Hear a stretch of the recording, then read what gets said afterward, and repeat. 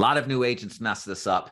Well-meaning agents that want to get results, more results, setting appointments, seeing your prospects in person or working at the door. And it's this: when you're on the phone or you're knocking on the door, don't sell the product, sell the appointment.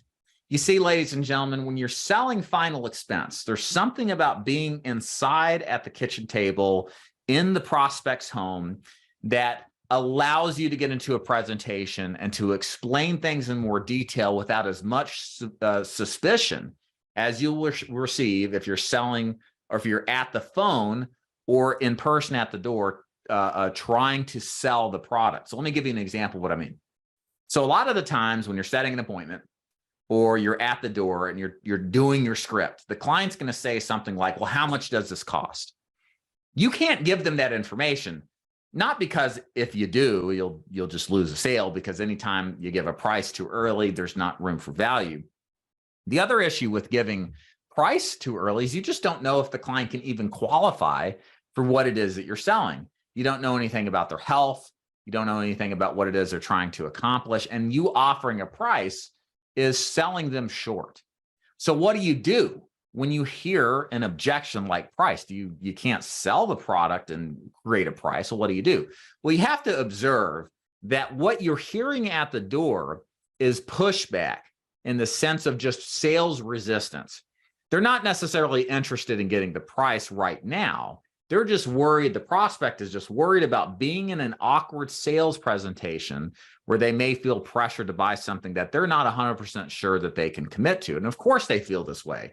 You're showing up at their house or calling them unannounced. They don't know who you are. They don't have a relationship with you. They're going to offer some resistance. It's normal, it's expected, and you shouldn't act as if you're surprised, especially in today's age. People are suspicious of strangers, so they're going to have some pushback.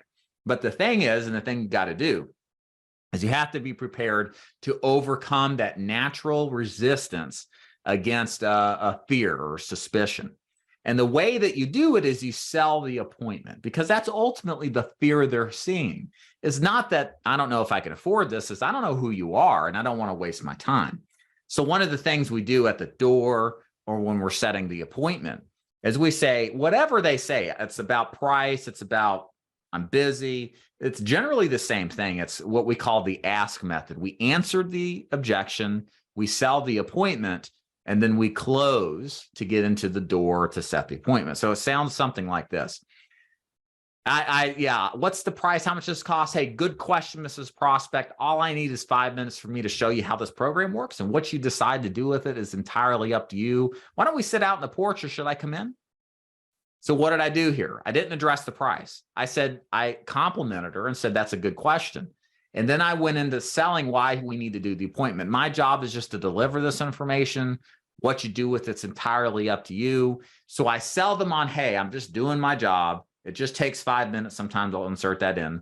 And then I say, what you do with it's up to you. It's a great way to say there's no obligation. You don't have to buy from me. There's no risks, right? Because that's what people are worried about. And then the closing technique is, do you want to sit out on the porch or should I come in?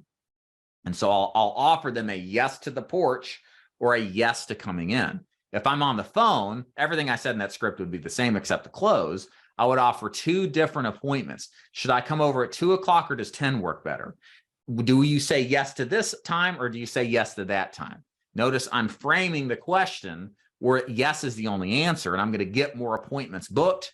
And I'm going to get into more doors by doing that. Very valuable lesson.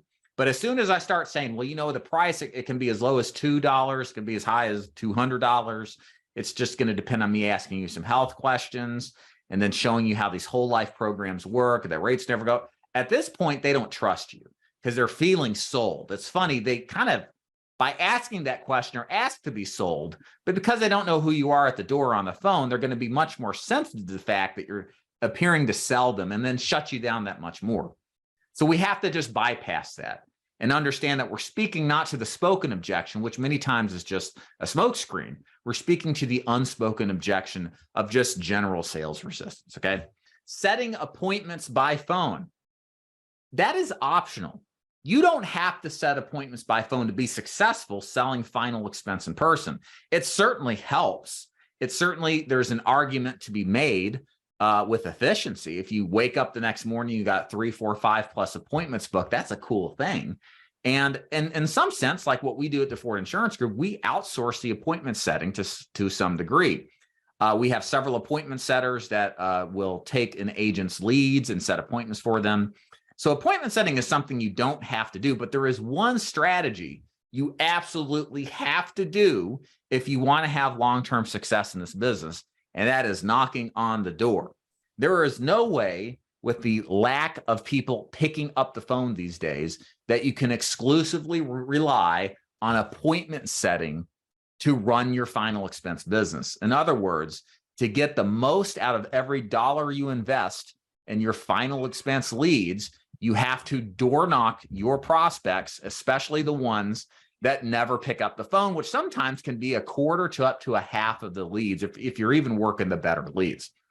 And the other thing too is that by door knocking, you are putting yourself in the position to not only speak to more people, because some people just will never answer the phone, but people at the door are more forgiving, they're more understanding, they're more civil than they are over the phone exclusively.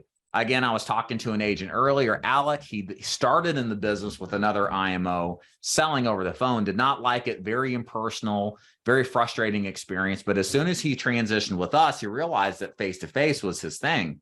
And he found that by door knocking his clients and seeing people in person, that people were way more forgiving. They didn't push back nearly as much. And it was a much more positive experience. And he talked to more people and got more sales because of it than just relying on telesales. Not that telesales is a failed model at all, but there is definitely a difference. And for the face-to-face agent, door knocking provides a unique opportunity to convert more of your leads into appointments than what you would ever get by simply dialing over the phone. So bottom line, door knocking your leads, not cold door knocking, but door knocking your leads is non-negotiable. You have to do that if you're going to have any semblance of success in this business.